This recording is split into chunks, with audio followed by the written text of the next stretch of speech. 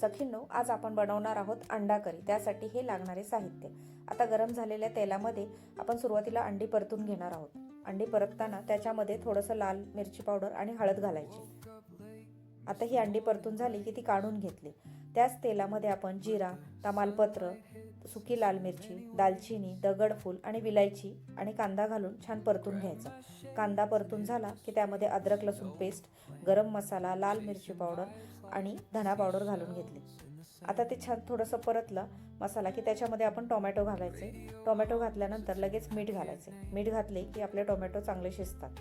आता त्याच्यावरती एक झाकण ठेवून टोमॅटो आपण शिजवून घेतले। त्याच्यात आपण मगाशी परतलेले अंडे घालून आता थोडेसे गरम पाणी घालायचे।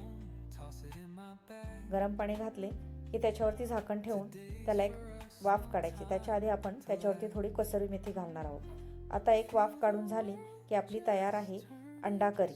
तर तुम्हाला ही अंडा करी कशी वाटली ते नक्की सांगा। थँक्यू।